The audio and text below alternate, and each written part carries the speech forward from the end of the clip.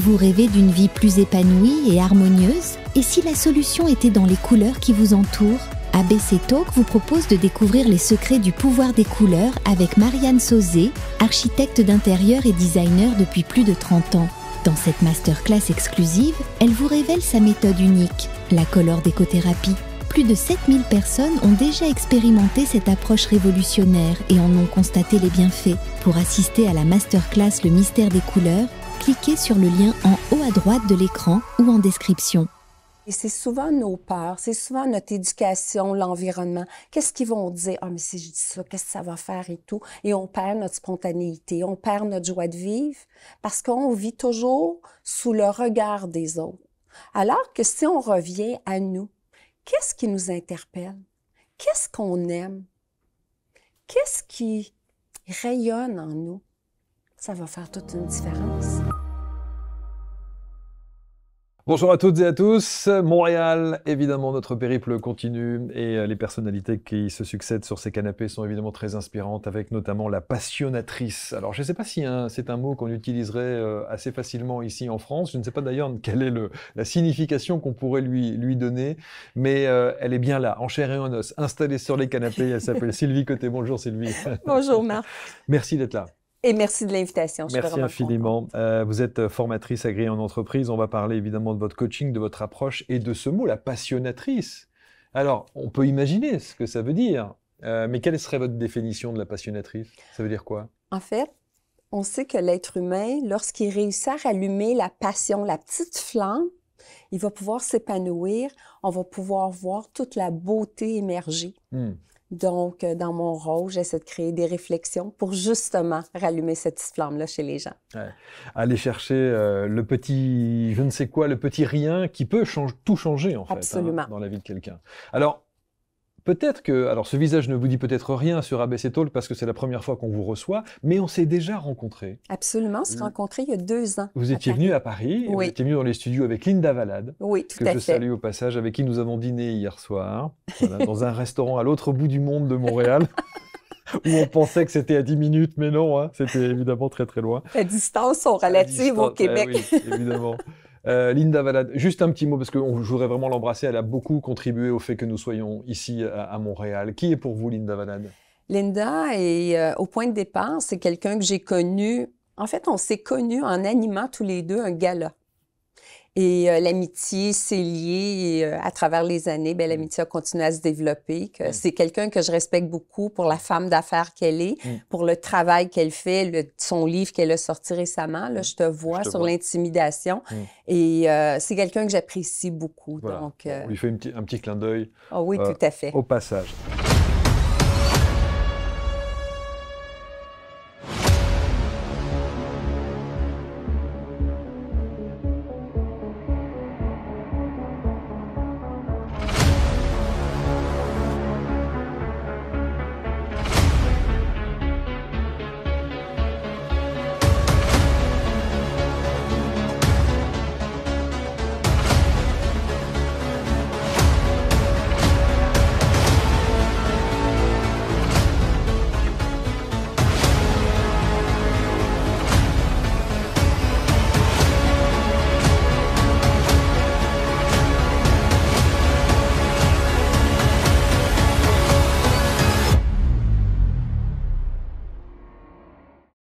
La passionnatrice avec une devise, agir sur l'humain pour devenir une meilleure organisation. Vous auriez pu dire pour devenir une meilleure personne, pour devenir un meilleur être, pour devenir... Pourquoi organisation? Parce qu'en fait, chaque être humain est une organisation en soi.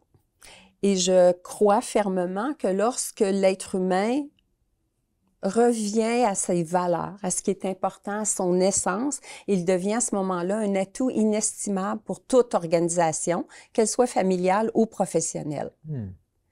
Parce que je trouve, présentement, il y a trop de gens qui se lèvent le matin en se disant « Il me reste 30 ans, 25 jours, 3 heures à travailler. » Avant la retraite. Avant la retraite. J'exagère, Mon Dieu. mais pour plusieurs personnes, chaque matin, c'est lourd et pénible. Ils travaillent, ils échangent leur vie, leur argent contre un travail qui ne leur plaît pas nécessairement ou ils ne s'épanouissent pas. Et graduellement, ben, ça fait que leur petite flamme s'éteint. Donc, moi, ce que j'essaie de faire, c'est d'aider l'humain à se reconnecter à ses valeurs et à son essence. Vous auriez pu, à un moment de votre vie, vous dire, ou vous vous êtes déjà posé peut-être cette question qui consiste à dire, justement, est-ce que je suis véritablement épanouie et heureuse dans ce que je fais? Vous vous êtes posé cette question à un moment de votre vie? Absolument. Ouais. Et je pense, quand on décide d'être coach ou encore donner des formations en entreprise, en tout cas, dans mon cas où je fais beaucoup d'introspection, ça fait, moi, si je suis pas bien, je peux pas transmettre des bonnes choses. Eh oui. Alors, on va voir comment les choses se sont déroulées pour vous. On va voir votre parcours de vie. Hein. On va voir ce qui fait aujourd'hui la coach que vous êtes. Il y a des choses qui m'ont étonné dans la préparation de l'émission. Ah oui? La première chose, vous dites, vous avez presque apprivoisé le non. Vous dites, le non n'est pas une option. Alors que nous, on entend en permanence dans le développement personnel, la spiritualité, autorisez-vous à dire non. Mm-hmm. On a l'impression que vous prenez le biais inverse. En fait, il y a deux façons de le voir. Oui, il faut savoir dire non à des choses qui ne nous conviennent pas, mais il faut savoir dire non pour pouvoir dépasser nos limites. Puis, je vais faire un parallèle avec ça parce que les gens se disent très souvent « Ah, ma zone de confort », puis les gens ne veulent pas élargir ou sortir de leur zone de confort, ça leur fait peur. C'est un peu comme s'ils quittaient un secteur. Mais moi, je parle d'élargir ma zone de confort. Donc, je vais dire non à mes peurs. Je vais dire non à ce qui m'aurait freiné. Et d'avoir fait ce choix-là, finalement, d'embrasser la vie, ça m'a permis de vivre des choses tellement extraordinaires. Des choses, quand j'y repense, je fais « Oh mon Dieu Seigneur, je peux pas croire », où j'ai quasiment mis ma vie en danger parfois, mais il reste que ça a toujours été des situations, des aventures où j'ai grandi qui ont été enrichissantes. Et pourquoi vous dites que le non n'est pas une option? Dans le sens que, justement, avant de dire non à quelque chose, je vais regarder tous les aboutissements, les risques ou encore même les possibilités que ça peut ouvrir. Parce que c'est facile de dire non, puis de rester en retrait de notre vie, de rester en retrait. Exemple, quelqu'un vous offre une possibilité, un voyage ou encore un nouveau poste, puis les gens font « Non, non, je suis bien ici. » Alors que si on fait « Hey, non, non, oui, j'y vais. J'essaie. » Moi, je me suis toujours dit, quand j'aurai 90 ans, je veux dire, j'ai fait au lieu de j'aurais dû. Ça, c'est sûr. Donc, ne pas avoir de regrets. Mais c'est intéressant sur le non, parce que, encore une fois, nous, on entend régulièrement les choses et les gens dire vous avez le droit de dire non. Vous avez le droit de ne pas être d'accord. Vous avez le droit d'imposer ce fameux non. Or, vous dites, attention, ne dites pas nécessairement non, ou en tout cas, essayez d'évaluer l'impact que peut avoir ce non. Et se poser la question, pourquoi on dirait non à quelque chose? Un petit peu quand l'occasion s'est présentée.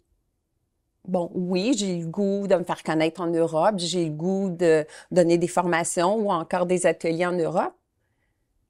J'ai dit oui. Il y a des risques, il y a des peurs. Mais en même temps, c'est de juste les transcender pour passer à autre chose. Comment est-ce que, lorsque vous vous retrouvez donc justement face à une situation où vous devez prendre une décision, soit un oui, soit un non, quelles sont, allez, si on devait donner les 3 grandes étapes qui vont vous permettre de prendre cette décision? Comment vous évaluez les choses pour choisir entre oui et entre non? Je vais vous surprendre. J'écoute ma petite voix intérieure. Ah, c'est ce que j'allais dire. Parce que, tu sais, à l'intérieur de nous, là, on les a toutes nos réponses. Et souvent, puis là, je vais faire un parallèle avec mon livre, souvent, quand on est jeune, bon, on voit nos parents qui sont parfaits, mais vers l'adolescence, on réalise que, bon, nos parents sont des humains parfaitement imparfaits. Eh oui. Mais c'est aussi l'époque de notre vie où on doit commencer à prendre des décisions. Et on se retrouve souvent à devoir demander des conseils à nos parents, ou on échange avec nos amis qui ont posé les mêmes questions à leurs parents, ce qui est tout à fait correct à cet âge-là. Mais il y a des gens qui commencent à donner leur pouvoir aux autres et on les recroise à 30, 40, 60 ans, puis ils disent « Qu'est-ce que tu ferais à ma place? Qu'est-ce que tu en penses? » Alors que si on s'arrête et qu'on prend le temps de juste s'écouter ce que notre corps, parce que notre corps, c'est un messager extraordinaire, donc d'écouter notre petite voix. Déjà là, on a des bonnes réponses. Après ça, on peut valider avec certains autres secteurs, mais je pense que notre petite voix intérieure est un bon conseiller. Dans votre parcours de vie, et vous allez découvrir évidemment Sylvie, si vous ne connaissez pas d'abord son histoire, je vous invite à lire ce livre qui est absolument passionnant, Reprendre son pouvoir sous la neige de Montréal, pas du Québec. Absolument. La passionnatrice, hein, Sylvie Côté. On vous mettra toutes les références pour que vous puissiez vous procurer cet ouvrage au-dessous de cette vidéo. Il y a un nombre dans votre vie qui est important. Oui. Le nombre 3, qui vous suit, voire vous poursuit. Oui. On peut se dire que le nombre 3, on en a beaucoup parlé en numérologie dans les différentes émissions, c'est un nombre puissant, c'est le nombre de la communication. Oui. C'est le chakra de la communication. Pourquoi ce nombre est important pour vous? En fait, pour moi, il représente l'abondance. Il représente aussi l'épanouissement, la sérénité. Vous dites bonheur, prospérité et longévité. Oui. Ouais. Et, mais il a fait partie de ma vie tout le temps. Et j'en parle d'ailleurs dans mon livre. Et même souvent sur des tirages, je vais choisir le nombre 3. Et honnêtement, ça m'a bien servi. Jusqu'à gagner un certificat voyage de 2500 $ à une certaine époque, tu vois. C'est vrai? Oh, oui, que le nombre 3 est mon chiffre fétiche, oui. Alors, au-delà des personnes que vous accompagnez dans le monde de l'entreprise, notamment du coaching, et voire même les autres personnes qui ne sont pas dans le monde de l'entreprise, ce chiffre 3, il est important parce qu'il dénote chez vous, sans doute, une spiritualité, quelque chose, une intuition plus. Et parfois, les coachs qui travaillent en entreprise n'aiment pas trop parler de dimension spirituelle. Mais ce nombre-là atteste peut-être que vous avez un rapport à la spiritualité qui est quand même important dans votre vie. Oui, et je pense qu'il faut faire une grande différence entre la spiritualité et les religions. Ouais. Et oui, moi, je le suis spirituel et je suis très à l'aise de le dire. Et les gens qui viennent en coaching avec moi le savent. C'est rien de caché. Je respecte chacun dans leur façon de faire. Et dans mon approche, j'imposerai jamais quoi que ce soit. C'est vraiment, je vais créer des réflexions. Et d'ailleurs, moi, j'ai fait le cours de coach, parce qu'en fait, j'ai fait du coaching toute ma vie, mais j'ai dit, je vais officialiser les choses, mais plus dans le but de mieux comprendre ou mieux connaître l'être humain pour être plus efficace dans mes formations. Qu'est-ce que ça veut dire pour vous, être spirituel? C'est de vivre en harmonie autant avec la nature, de garder ce pouvoir de s'émerveiller, d'être connecté à ce qui est beau. Comme moi, j'ai pas de place dans ma vie pour la méchanceté. J'en veux pas autour de moi. Je veux m'entourer de ce qui est lumineux. Et ça veut pas dire que je balaie du revers de la main tous les gens qui ont besoin d'amour, mais c'est d'être conscient que quelqu'un qui arrive avec une attitude qui est moins géniale, ben finalement, c'est quelqu'un qui est souffrant. Parce que je pars du principe que fondamentalement, l'être humain est bon à la base. C'est souvent les défis de la vie qui vont faire en sorte que la personne va se durcir. Quel que soit ce qu'il a fait? Tout à fait. Et parce que si, je vous pose la question, Marc, quand vous êtes heureux puis tout va bien, qu'est-ce que vous voulez autour de vous? Le bonheur. Exactement. On veut s'entourer de gens qui sont aussi heureux. Donc, les gens qui arrivent autour de nous, qui n'ont pas cette attitude-là, mais qui sont bourrus, qui voient toujours le côté négatif des choses, ça dénote une souffrance. Donc, vous avez de la compassion, presque? Ah oui, beaucoup. Envers les gens? Oui. Puis, je dis toujours, je veux pas être la coach de mon entourage immédiat, de mon amoureux, des choses comme ça. Mais par contre, je vais toujours être là pour les gens autour de moi qui ont besoin d'un petit SOS, lancer un appel SOS ou quoi que ce soit, ou évidemment pour mes clients aidés. De manière plus générale, Sylvie, on a le sentiment, nous, en tant qu'Européens, en tant que Français particulièrement, on a l'impression que c'est ancré, c'est pas spécifique à vous. On a le sentiment que c'est quand même, les Québécois sont comme ça. Je pense qu'on... Dans votre ADN, il y a quelque chose de très humain chez les Québécois. En tout cas, je le ressens de cette manière-là. Quand on se promène dans les rues de Montréal, on ne sent pas d'insécurité. C'est vrai que c'est différent de l'Europe. Ah bah oui. Mais je pense que chaque peuple, chaque pays a sa saveur. Mais quand vous venez en France, en Europe, vous ne ressentez pas un décalage par rapport à ça? Par rapport à cette bonté, cette générosité, à cet élan presque fraternel qu'il peut y avoir ici à Montréal, qu'on ne ressent pas nécessairement quand on vient chez nous quand même. Honnêtement, Si? j'ai pas eu trop Ok. ce décalage-là. Super, super. Et j'ai des amis en France, donc je suis allée à quelques reprises. Et honnêtement, j'ai ressenti quand même un beau lien de chaleur humaine. Alors, et c'est tout. que vos amis sont très gentils. Hein. Probablement. C'est que vos amis sont très gentils. Mais je pense que c'est aussi une question d'attitude. Bon, c'est vrai que le Québec, on a une saveur qui est différente. On est un peuple accueillant, on est un peuple chaleureux. Ça, je l'enlève Je pas. là. pense, oui. C'est très vrai. Mais en même temps, la façon que la personne va rayonner Hmm. va se transmettre à l'autre. Si quelqu'un arrive puis que la personne a l'air bourrue, elle a un corps, un visage tout fermé, c'est difficile d'entrer en contact avec cette personne-là. Alors que si la personne est souriante, est dans une certaine ouverture, Hmm. c'est plus rassembleur. Dans votre approche de coaching, vous apprenez aux gens à être dans ce rayonnement-là? Dans mon approche, j'apprends aux gens à être bien avec eux-mêmes. Et donc, par définition, de rayonner d'une manière positive pour les autres. Absolument. Qu'est-ce que ça veut dire être bien avec soi-même? Ça passe par quoi concrètement dans votre approche? Tu sais, le corps est quand même long et les gens se mettent souvent une barre ici. Ils vont se servir de cet espace-là pour tout analyser de leur vie. Tout est analysé au niveau de leur tête, Mental. mentale. Alors que on a deux cerveaux. On a le cerveau qu'on connaît et on a le cerveau du cœur. Et ça fait en sorte que quand on apprend à écouter les deux, on va avoir un meilleur équilibre. Et c'est souvent nos peurs, c'est souvent notre éducation, l'environnement. Qu'est-ce qu'ils vont dire? Ah, mais si je dis ça, qu'est-ce que ça va faire et tout? Et on perd notre spontanéité, on perd notre joie de vivre parce qu'on vit toujours sous le regard des autres. Alors que si on revient à nous, qu'est-ce qui nous interpelle? Qu'est-ce qu'on aime? Qu'est-ce qui rayonne en nous? Ça va faire toute une différence. C'est une question d'éducation? Bonne question. Je pense que c'est un choix qu'on fait. Parce que moi, j'ai comme principe, puis ça vient un petit peu de la programmation neurolinguistique, si le chemin, parce que je vais faire un parallèle, l'être humain, c'est un animal.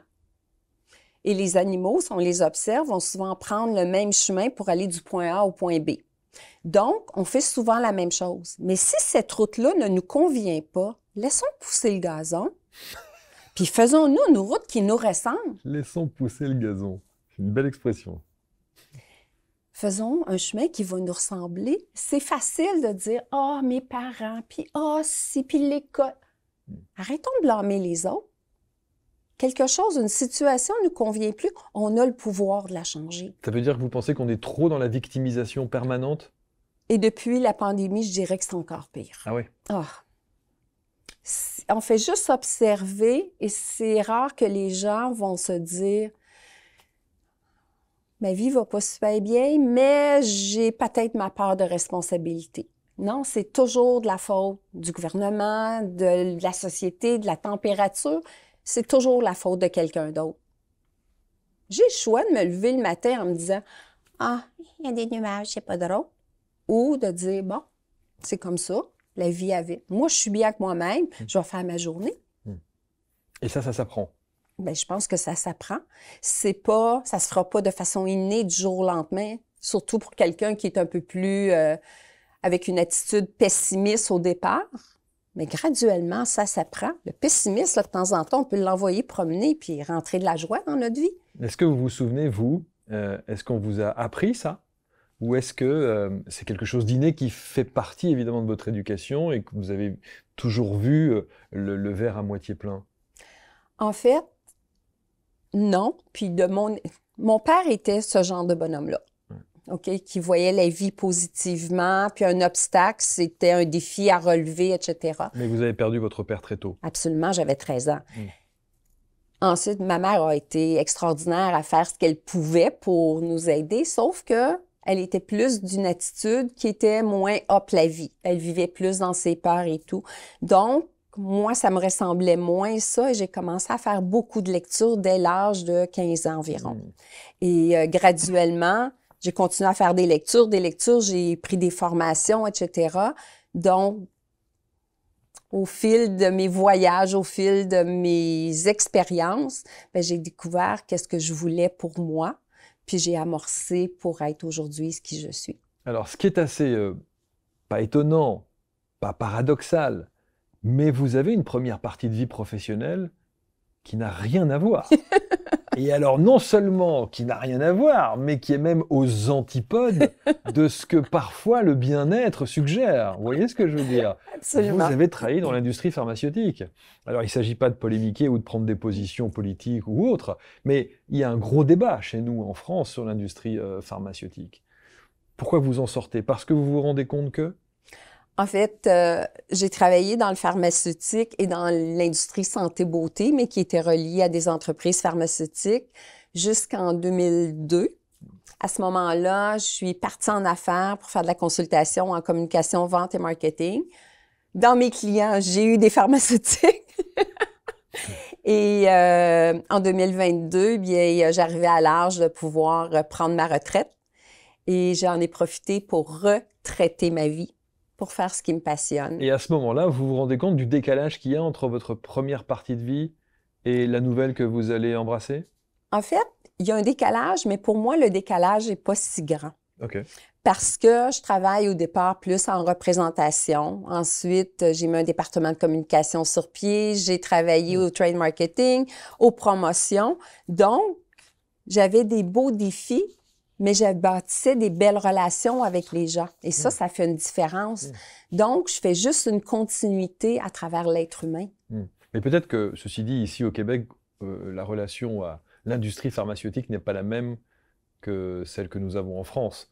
En France, ça a été sujet à beaucoup de polémiques, beaucoup de théories du complot, beaucoup de théories tout court, etc. Peut-être que vous n'avez pas ce rapport-là ici. En fait, il y a toujours des polémiques par rapport à toutes les industries, mais on doit quand même reconnaître que dans certains cas, ça aide avec la santé des gens et on prend ce qui nous convient. Puis comme je dis, moi, j'ai été beaucoup plus du côté santé-beauté ou ce qui n'est pas tout à fait le même rapport. Le même rapport. Et je ne travaillais pas au laboratoire ou quoi que ce soit. Est-ce que je suis d'accord avec tout ce que j'ai entendu, exemple, pendant la pandémie? Possiblement non. Mais je mets mon énergie sur ce qui me convient. Puis, écoutez, ça a été une belle expérience quand même. J'ai bien vécu grâce aux pharmaceutiques et j'ai rencontré des gens fabuleux. Fabuleux, alors, un petit mot justement sur cette période de Covid et post-Covid. En France, on a vécu ça évidemment comme un drame, comme une interdiction. Enfin voilà, on ne va pas refaire tout le débat. Mais j'entends beaucoup de gens, de thérapeutes, de coachs, qui sont devenus d'ailleurs coachs après la période Covid, avec cette prise de conscience qui consiste à dire « Oh, stop, moi je ne veux plus vivre de cette manière-là, je ne veux plus vivre dans un appartement au 6e étage, je veux mon petit morceau de carré de jardin, je veux changer de mode de vie, je veux prendre les choses en main dans ma vie, etc. etc. » Est-ce que la période post-Covid, au-delà du drame, bien sûr que ça a pu être pour beaucoup de gens, vous aussi, vous avez pris conscience de certaines choses après le Covid? Moi, c'était déjà amorcé. Cette approche-là, j'étais encore dans mon dernier mandat de pharmaceutique et je m'occupais de mes médecins. Je donnais mes formations en parallèle. J'ai dû m'adapter au virtuel, mais mon cheminement, mon après, ma retraité, ma vie était déjà amorcée. Donc, tout ça était un cheminement qui s'est fait. Et vous avez pris conscience que l'après-Covid a changé beaucoup de choses. Ce qui était normal est devenu anormal et vice-versa, Ça, absolument. Où les gens prennent conscience qu'ils ont besoin de prendre soin d'eux. En fait, il y a deux catégories. Il y a des gens qui ont qui se sont conscientisés au fait qu'ils avaient besoin de prendre soin d'eux et qui ont amorcé les changements nécessaires. Mais il y en a d'autres qui sont devenus d'une rigidité incroyable. Ah oui. Et encore aujourd'hui, il y a encore des gens qui vivent dans la peur de la contamination. Donc, les séquelles de la COVID et de la pandémie est restée bien ancrée chez certaines personnes. Et ces personnes-là, d'être ouverts à aller voir à l'intérieur d'eux ce qui se passe, ils sont pas rendus là encore. C'est malheureux, mais Mais le premier sentiment, quand même, en tout cas, moi, je le vois de cette manière-là, je ne sais pas si chez vous, outre-Atlantique, c'est la même chose, c'est qu'on a tellement été dans l'interdiction d'eux que les gens, post-Covid, se disent « je ne veux plus qu'on m'impose les choses » et ça passe par ma façon d'être, ma façon de ressentir et ma façon de vouloir vivre ma vie. Je ne veux plus qu'on me l'impose. J'ai le sentiment, en tout cas, qu'il y a cette prise de conscience-là. Ça me fait sourire, ça. Parce que oui, les gens disent ça. Mais ils le font pas. Mais en fait, ils suivent quand même. Ouais, c'est ça, ouais. Mais c'est toujours après, oui. il y a le désir profond du ressenti. Après, c'est passer à l'action et mettre en place. C'est vertigineux aussi parfois. C'est certain que pendant la pandémie, il y avait des restrictions qui étaient immenses. Notre liberté a été très limitée. Par contre, je pense qu'au Québec, on avait malgré tout plus de liberté qu'en France. Vous étiez limité à 1 kilomètre de la maison, etc. Moi, j'aime marcher, j'aime faire de la randonnée. Donc, j'ai continué à marcher. Donc, être au contact de la nature, ça permet de se ressourcer. J'ai la chance de vivre dans une maison, d'avoir un environnement qui est quand même agréable. J'ai une piscine. Donc, je pouvais me permettre d'avoir une liberté malgré les restrictions. Et je pense que tout est dans notre façon d'analyser les situations. Parce qu'il y a des gens qui vivent dans un appartement tout petit, puis se sentent libres. Puis il y a des gens qui vivent dans une grande maison, un grand domaine, puis se sentent emprisonnés. Ça part de là et de là. Nos deux cerveaux. Absolument. Alors parlons évidemment de votre approche, prendre son pouvoir. C'est ce que vous dites, votre accompagnement, votre coaching. Si vous deviez le décrire, de quelle manière, quels sont les mots que vous utiliseriez? En fait, ce que j'essaie de créer, c'est des réflexions. Parce que quand on réussit à prendre conscience de qui on est fondamentalement, là, on peut amorcer un changement. Mais tant qu'on ne fait pas cette prise de conscience-là, et l'autre chose, comme je disais un peu plus tôt, comme coach, je dirais jamais, même dans mes formations, je dirais jamais, ou en mentorat, je dirais jamais à quelqu'un, faut que tu fasses telle chose, faut que tu fasses telle chose. C'est aux gens de prendre leurs décisions. Dans mon rôle, je vais les aider à cheminer vers ce qui est bon pour eux. Je vais faire un parallèle, l'analogie, je donnerai jamais du poisson à quelqu'un. Je vais leur montrer à pêcher. Parce que ça va leur servir plus tard. Tu sais, on le sait, même, on va suivre une formation. Marc, tu as sûrement suivi des formations dans ta vie et 3-4 jours plus tard, ça a passé comme un nuage. N'est-ce pas? Moi, ce que j'essaie de faire, c'est par les réflexions que la personne peut se sentir concernée. Et là, ça va apporter un changement qui va être durable. C'est ce que je veux. Puis qui va permettre à la personne d'évoluer à travers le temps. Avec quel outil? L'échange qu'on crée, les sujets que j'aborde. Ça passe par des discussions, des entretiens, des échanges profonds. Je peux te donner un exemple. Bien en fait, sûr, deux surtout. exemples même. Il y en a une, dans le même organisme, je donnais 2 formations sur la gestion de plaintes et clients difficiles. Donc, j'avais un groupe le matin, un groupe l'après-midi. Dans mon groupe du matin, il y a une dame qui avait définitivement un profil de comportement difficile. Ses collègues la taquinaient un peu, mais c'est pas à moi de lui dire, ben là, madame, il faudrait changer quelque chose. Que je la laisse aller, puis je donne mon cours et tout. À la pause du midi, elle vient me voir, puis elle me dit, pour la première fois de ma vie, j'ai eu le goût de changer. Donc, par elle-même, elle a amorcé certains changements, puis à un moment donné, elle a trouvé qu'elle plafonnait, elle m'a appelé, puis en coaching, on a continué sa trajectoire. Et quel a été le déclencheur d'après vous? Les exemples, la discussion. Puis, moi, dans mes formations, je suis assez dynamique. Puis, comme je dis, j'amène les gens à réfléchir. Mais ça peut se faire avec l'humour. J'invite les gens à participer aussi. Donc, tout ça fait en sorte que Le changement peut arriver. Le changement peut arriver. Ouais. Et s'il n'arrive pas? Mais ça appartient à chacun de vouloir changer. Moi, je peux semer, puis parfois le changement va se faire plus tard. Tu sais, je disais dans un autre exemple, à la fin de mes formations, je demande toujours aux gens, oui, ils ont un formulaire à compléter, là, une évaluation, mais je leur demande toujours, dites-moi, est-ce que je dois prendre ma retraite? On vient de passer 3 heures ensemble. Est-ce que je dois prendre... Oh oui, je leur dis. Puis je le fais vraiment avec humour, je leur dis, j'ai pas d'ego. Donc, partagez-moi, qu'est-ce que vous avez apprécié, qu'est-ce que vous n'avez pas aimé. Je veux vous entendre. Et il y a une bonne journée, il y a un homme qui se met à parler et l'autre est en train d'écrire la même chose à côté. C'était Madame Côté. Moi, je sais maintenant que je ne parlerai plus jamais à ma femme, mes enfants et mes employés de la façon dont je le faisais. Wow! Donc, il prend conscience de ça. Oui. Et ça, pour moi, là, c'est un cadeau. C'est un cadeau extraordinaire, oui, tout à fait. Bien sûr, bien sûr. Qu'est-ce que ça a mis en exergue? Qu'est-ce que ça a montré de lui? C'était quoi son problème à lui à la base? En fait, c'était une formation sur le programme d'apprentissage en milieu de travail. Et dans cette formation-là que je donne pour Service Québec ici, mais je donne un autre volet plus en privé. Et dans cette formation-là, j'ai un volet sur la communication. Tu sais, moi, je dis, tout peut se dire dans la vie. Tout est dans la façon de le dire. Puis pourquoi on détruit la valeur intrinsèque des gens? On peut ne pas être d'accord avec un comportement, ça ne change rien à la personne. Et trop souvent, on entend des commentaires désobligeants à travers les gens qui peuvent détruire leur estime d'eux-mêmes. Et ça, c'est triste.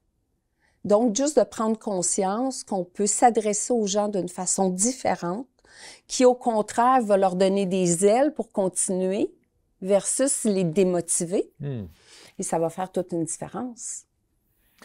Et quand on vous entend, on se dit, c'est des choses qu'on devrait, d'ailleurs un accompagnement qu'on devrait avoir dès tout petit. Absolument. Pour le coup. Bon, ceci dit, il n'y a pas d'âge. Et évidemment, ceux que vous suivez en entreprise et ceux qui font appel à vous ne sont pas des gens qui viennent d'être majeurs, hein, on est bien d'accord. Oui. Mais dès tout petit, on devrait apprendre effectivement cette façon de se comporter, d'apprendre, de parler, de respecter l'autre. Et je suis contente que tu parles de ce point-là parce que j'ai mis sur pied l'an dernier une formation qui s'appelle Civilité, savoir-vivre ensemble, qui s'adresse à des jeunes de 15 à 20 ans. Puis oui, celle-là, j'aimerais la donner en France. Bien sûr. En fait, les jeunes, je l'ai testé l'an passé avec une 50aine de jeunes. Ils suivaient la formation de 18 à 21 heures après leur journée de travail. Ils avaient des problèmes, ces ados-là, ou pas? En fait, l'organisme qui m'a approché, que je nommerai pas pour la confidentialité, me disait, on a des défis dans l'équipe. On avait des gens de religions différentes, d'approches sexuelles différentes et de cultures religieuses différentes et de valeurs différentes. Donc, ça commençait à créer des tensions et ça faisait en sorte que la clientèle qui allait dans ce centre-là pouvait sentir ces perceptions-là aussi. Donc, on m'a approché, j'ai mis un programme sur pied pour eux. Et il y avait un certain défi, parce qu'on sait que les jeunes, avec leur téléphone, sont stimulés par tellement de choses et ça se fait à une vitesse incroyable. Donc, j'avais 3 heures à passer avec eux. Il fallait que je les garde captivés, mais il fallait que je passe mon message aussi. Et les commentaires ont été assez extraordinaires, dont un, ça a passé vite, madame.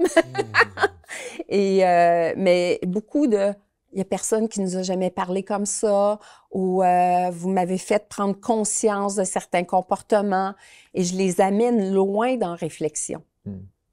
Mais ça veut dire surtout, c'est quand même, alors vous allez me dire c'est très bien pour vous parce que ça vous donne du travail et ça vous donne une approche et c'est intéressant dans votre accompagnement et dans votre coaching, mais enfin ce monde va mal. Ça veut dire que si ces adolescents sont capables de vous dire jamais personne ne m'a parlé comme ça. Cette phrase, elle est lourde de sens. Ça veut dire qu'aussi bien chez lui, dans sa famille, dans son entourage, dans son éducation, dans sa culture, jamais personne ne m'a parlé comme ça.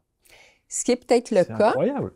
Mais il y a aussi le fait que parfois les parents vont le dire, peut-être d'une autre façon. Mal. On va écouter mieux quelqu'un de l'extérieur. Oui, aussi. C'est plus facile de parler à quelqu'un qui reste neutre, pour le coup. Tout à fait. Mais je les amenais vraiment à réfléchir et dès le départ, je leur demandais de fermer leur téléphone et je leur ai dit, moi, ce que je vous demande dans les 3 heures qu'on va passer ensemble, c'est être dans l'ouverture. Parce que les sujets que nous allons discuter aujourd'hui vont peut-être vous servir pour le restant de votre vie. Puis ça a fonctionné. Et ça a fonctionné. Oui. Quelle autre réflexion vous avez pu avoir pendant cette période-là, entre les gens qui vous disent « jamais personne ne m'a parlé comme ça ». J'ai eu aussi que j'étais une ouverture de conscience, ce qui m'a fait sourire. J'ai aussi, les gens disaient que ça va les faire évaluer différemment leur rapport, les conscientiser à leur rapport aux autres. Et ça, je trouve que c'est important aussi. Parce qu'on vit dans une société d'être capable de se reconnecter d'humain à humain. Seigneur, ça ferait du bien. Alors, c'est tellement... Vous avez un beau discours. Et vous avez des faits concrets de réalisation et de choses très concrètes. Et parfois, si on se fait un peu l'avocat du diable, on se dit bon, bah, très bien, allons-y, Sylvie, elle vit dans un monde de bisounours. Parce que... non, mais vous voyez ce que je veux dire? On pourrait se dire ça. Parfois, si on pousse un peu le bouchon, on pourrait se dire ça. Oui, et c'est pas le cas. Non, non, c'est pas le cas. Je suis un être humain comme tout le monde, avec les défis, des hauts, des bas. Et dans ma philosophie, j'essaie toujours de voir le côté positif d'une chose. Et parce qu'il y a toujours 2 côtés de médaille, puis la vérité se trouve au centre. Et au lieu, je déteste les gens. Je vais parler pour moi. Je déteste rentrer dans un monde de victimisation. Il arrive une situation. Je te donne un exemple. L'hiver dernier, je suis en Italie. Je suis en ski, je fais une mauvaise chute, je me fracture l'épaule. Et je devais aller faire une semaine de golf suivant ma semaine de ski, qui n'a pas eu lieu. Et je me dis, bon, je ne sais pas pourquoi, mais tout arrive pour une raison dans la vie. On verra. Comme la clinique de golf se donnait par mon prof de golf d'ici, donc plusieurs semaines plus tard, il me rapporte mon stock de golf. On commence à parler, puis il me dit quand tu vas pouvoir reprendre, non, on reprendra des cours. Je dis oui, ça va. Puis dans notre conversation qui bifurque, il me dit mais ça, il faudrait que tu en parles à ton médecin. Ah, mais j'ai dit le problème, ça fait 4 ans que je n'ai pas de médecin de famille. Mais il me dit écoute, j'étais dans la même situation. Il dit voilà, il dit j'en ai un nouveau, voici ses coordonnées. Que de ma chute en ski, je me ramasse que finalement, j'ai un médecin. Que tu vois, il y a toujours du positif dans tout. On ne le voit pas nécessairement au moment où les choses se présentent, mais dans la réalité, oui. Autre point qui est intéressant et sur lequel j'aimerais vous entendre encore à nouveau, parce que vous dites quelque chose d'assez incroyable, c'est-à-dire que quand vous vous retrouvez face à l'adversité, face à une difficulté, vous vous dites pas, vous n'êtes pas en colère avec une réaction ou une surréaction, vous dites j'essaie d'analyser ce que cet obstacle évoque chez moi. Oui. Ce que je ressens face à cette objection ou cette adversité. Et ce qui ne veut pas dire que je ne serai pas fâchée, mais je ne ferai pas des grands esclaves. Ouais. Ça ne veut pas dire que je n'aurai pas de peine, que je ne serai pas déçue, mais j'essaie toujours de voir pourquoi les choses se présentent, qu'est-ce que ça me dit sur moi. Parce que quand on vit une situation, ça nous parle à nous. Si quelqu'un arrive à côté de nous, ou il dit quelque chose, puis on fait, bien voyons donc, d'où ça sort, ça ne me concerne pas. Mais ça vient nous chercher, donc on a quelque chose à analyser de notre côté sur ça, puis l'autre personne, elle parle d'elle-même. Ça, c'est un automatisme que vous avez à chaque fois? Que j'ai développé. Oui, que vous avez développé. Le temps, oui. Et qu'on devrait tous avoir? Absolument. Ouais. Je me rappelle d'avoir fait une formation il y a plusieurs années. Et l'animateur, il expliquait que quand quelqu'un arrive à côté de nous puis nous lance du vinaigre au visage ou nous engueule royalement, comme on dirait ici au Québec, bon, si on est responsable de sa colère, ben, assumons, puis ayons l'humilité de s'excuser, mais disons qu'on n'a absolument rien à voir. Notre premier réflexe, c'est souvent de quasiment sortir les gants de boxe pour échanger, puis là, le ton monte et il y a un quiproquo incroyable qui se crée. Mais si on n'a rien à voir, pourquoi réagir? Pourquoi se défendre de quelque chose qu'on n'est pas responsable? La personne parle d'elle-même. Et quelqu'un qui est en colère tout seul, s'il n'y a pas d'huile sur son feu, Il va pas colérer longtemps parce qu'il va se parler seul, tout seul. Il va pas colérer longtemps. C'est une personne en souffrance pour vous. Absolument. Ouais. Puis ça peut être une souffrance qui est profonde. Ça peut être une souffrance qui a juste réagi à une situation. Mais si ça ne m'appartient pas, pourquoi j'interagirais avec ça? Si la personne veut de l'aide, c'est autre chose. Mais si la personne... J'entends d'ici des gens dire, mais vous savez, nous, on est des latins. Ben oui. Alors donc, évidemment, le français est râleur, le français est toujours dans l'objection, le français... Mais est-ce que je suis obligée de répondre à tout ça? Alors, on a mis ici sur l'écran, ça va s'afficher évidemment, les formations, donc formation en entreprise et puis l'accompagnement stratégique, mais l'accompagnement personnel en one-to-one aussi. Oui. Ça, on peut le faire aussi pour vous, évidemment, avec cette devise « Agir sur l'humain pour devenir une meilleure organisation de cet humain ». Oui, absolument. Que nous sommes, évidemment. Est-ce que c'est considéré presque comme une thérapie courte, ce que vous faites dans cet accompagnement ou coaching ou pas? En fait, ce que je fais, puis de là vient la phrase, c'est quand j'ai un mandat en formation, je m'assois toujours d'abord avec la direction pour savoir quels sont les enjeux. Et dans un monde idéal, je vais former autant la direction que les employés, de sorte à ce que tout le monde parle le même langage à la fin. Parce qu'au départ, quand j'ai commencé à donner des formations, très souvent, j'entendais la direction dire « on va envoyer le personnel du service à clientèle, par exemple ». Et là, durant la formation, on avait le personnel du service à clientèle qui disait « Ah, Seigneur, si nos patrons pouvaient être ici ». Donc, si tout le monde parle le même langage, ça va être gagnant pour tout le monde. Donc, je m'assois avec la direction pour connaître quels sont les enjeux. À partir de ça, bon, oui, j'ai des gabarits de formation, mais je vais les ajuster, les personnaliser pour répondre aux besoins. Jamais je vais pointer du doigt un employé, même si j'ai eu l'exemple d'une situation qui concerne quelqu'un qui sera dans la salle, mais je vais le faire de façon subtile pour que le message passe. Et ensuite, dans certains cas, il y a des gens qui vont avoir besoin d'accompagnement plus individuel parce que pour eux, la notion de changement ou d'ajustement est un peu plus difficile.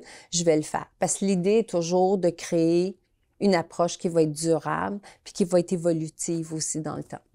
Et quand il s'agit de particuliers? La même chose. Moi, je ne vendrai pas des forfaits, dire « bon, on se rencontre pour les 10 prochaines semaines » ou quoi que ce soit. Souvent, on va faire 2 rencontres. La première, ça me permet de cerner le besoin. La deuxième, on va aller plus en profondeur. Si la personne veut poursuivre, après, elle me rappelle. Puis ça reste... Puis il y en a qui vont revenir pendant 4-5 semaines. Il y en a d'autres qui vont espacer, puis une bonne journée, vont m'appeler, ils vont dire « là, j'ai besoin de toi ». Ah, ça marche comme ça. Oui. C'est pas un programme où on se dit allez, on part ensemble sur 3 mois et puis on voit l'évolution. Non, en fait, fonctionnez pas comme ça. Non, parce que je veux montrer à la personne à pêcher. Je veux pas lui donner du poisson. Je veux pas être la bouée de sauvetage à chaque fois qu'il se passe quelque chose dans sa vie. Je veux que la personne soit en mesure de créer son système de réflexion, qu'elle s'habitue à s'analyser elle-même. Tu sais, quand je dis reprendre son pouvoir, je veux qu'elle reprenne son pouvoir.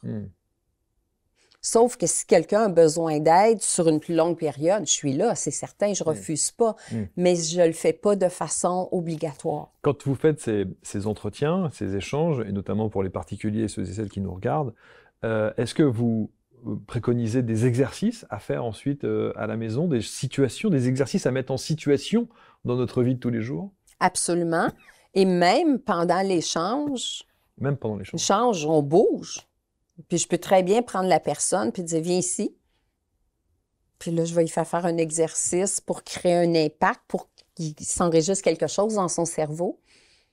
Puis là, après ça fasse « ah, OK, quand je vis telle situation, j'ai tendance à faire ça, il faut que je désamorce ». En fait, vous créez des automatismes.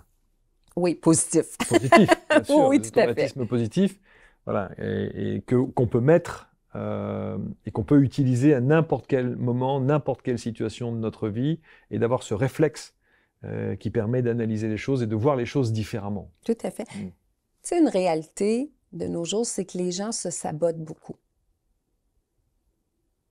Puis les gens ont tendance à se discréditer beaucoup. Donc, si on réussit à ramener la personne à qu'est-ce qui est important pour toi.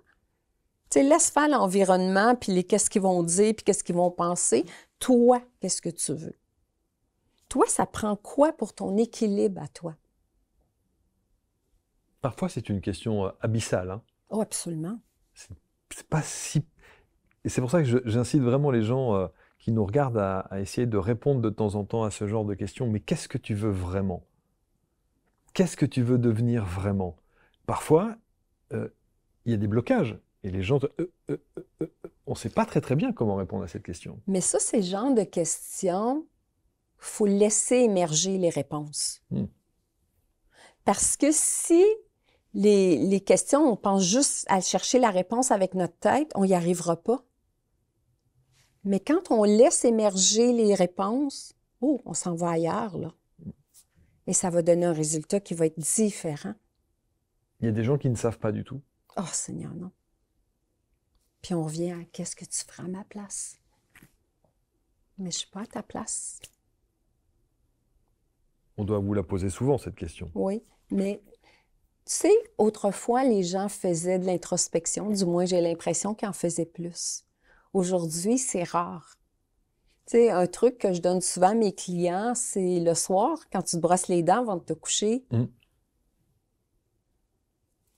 de quoi tu es fier de ta journée? Parce qu'on a souvent tendance à se dire « j'ai pas fait ci, j'ai pas fait ça ». On a une to-do list, puis là, elle est toujours trop longue, on passe pas au travers, on se sent coupable pour tout, on se discrédite, on se tape un peu sur la tête. Mais pourtant, dans notre journée, on a fait des bonnes choses. Donc, en te brossant les dents le soir, pense à ce que tu es fier d'avoir réalisé dans ta journée. Tu sais, de finir la journée sur une note positive. Finir ta journée en te disant « Hey, j'ai fait une différence aujourd'hui. » Puis la différence peut être aussi simple d'avoir croisé quelqu'un puis d'y avoir fait un beau sourire puis lui dire bonjour. Parce qu'aujourd'hui, avec les téléphones, hein, on le sait, les gens ne sourient plus, ne se regardent plus, n'osent pas se dire bonjour. Et ça fait tellement une différence. C'est drôle parce que quand vous étiez en train de dire là, le soir avant de vous coucher, quand vous vous brossez les dents, pensez un petit peu à ce que des bonnes choses que vous avez fait dans la journée. Vous savez à quoi je pense, moi, à ce moment-là? Je pense à ce que je vais faire demain. Votre moment je présent. pense à ce que je dois faire demain. Étonnamment, pas oublier ça. Attention, on va faire ça parce qu'il faut envisager ça, anticiper sur ça. Et je suis rarement dans cette réflexion de « et cette journée, comment s'est-elle passée ?» Quels ont été... Je l'ai fait un temps, à donner trois temps forts de ma journée, 3 beaux temps forts de la journée. Voilà, il y a plein de petits rituels comme ça que tout le monde fait, dont tout le monde a déjà entendu parler. Et puis j'ai décroché. Puis moi, mon côté spirituel, le fait de terminer la journée sur, comme exemple, mon téléphone rentrera ou la tablette rentre pas dans la chambre. Que quand je me brosse les dents, c'est avant de me coucher. Donc, en finissant sur une note positive, je prépare mon cerveau à dormir d'une façon sereine. Oui, de temps en temps, je vais me réveiller comme tout le monde avec des choses qui me trottent dans la tête en me disant demain, il ne faut pas que j'oublie. Mais sur l'ensemble, je me couche de bonne humeur, je me relève de bonne humeur. Et ça change beaucoup de choses. Absolument. Oui, bien sûr, bien sûr. Oui. En tout cas, c'est passionnant de vous entendre et je trouve qu'il y a plein de sagesse dans ce que vous dites. Et alors, je ne sais pas si c'est cette petite pointe d'accent supplémentaire qui vous apporte une sagesse supplémentaire, nom de Zeus. Mais non, mais c'est vrai. Je ne sais pas si c'est ça qui fait la différence, mais entre votre débit de parole, cet accent et cette manière d'expliquer les choses de très pédagogique et très simplement, je trouve ça très apaisant. Tant mieux. Merci. Non, mais c'est vrai. Merci. Moi, ça m'apaise. Dites-nous dans les commentaires ce que vous en pensez, mais moi, ça m'apaise. Bon, reprendre son pouvoir, même s'il fait moins 27 sur la photo, avec la passionnatrice Sylvie Côté, évidemment. On vous met le lien pour que vous puissiez vous procurer cet ouvrage. Vous êtes en auto-édition? Je suis en auto-édition. Puis, j'ai aussi une version audio et numérique qui sont disponibles en passant sur toutes les plateformes à travers le monde. Voilà, et cet accompagnement qui aujourd'hui peut changer beaucoup de choses avec... Et souvent, on se fait un monde de l'accompagnement, du coaching, où on se dit, voilà, ça va être long, ça va être coûteux, ça va être fastidieux. je ne sais pas si je vais pas à un moment donné me lasser, donc décrocher avant. On se pose toutes ces questions. Alors qu'en fait, on se rend bien compte qu'il n'y a pas besoin d'avoir 4 ans d'analyse ou de psychoanalyse ou de choses comme ça. On peut faire des petits actes. En fait, je compare ça un peu à gravir une montagne. Peu importe la hauteur de la montagne. C'est le pas du montagnard. On met le premier pas, on le sécurise. On met le deuxième, on le sécurise. Le troisième, ainsi de suite. Puis à un moment donné, on fait « Hey, wow! J'ai déjà tout parcouru ce chemin-là. » Et ça s'est fait graduellement, sans pression, en douceur. Mais c'est d'intégrer. Tu sais, il y a des gens qui partent « Ah, la formation de ci » ou encore « Cette nouvelle tendance-là, je vais suivre. Cette nouvelle... » C'est parce qu'à un moment donné, il y a plein de choses qui sont extraordinaires. Sauf que revenons à qu'est-ce qui est bon pour nous. Prenons le temps de l'intégrer. Ensuite, le reste va se faire bien. Le reste va se faire bien.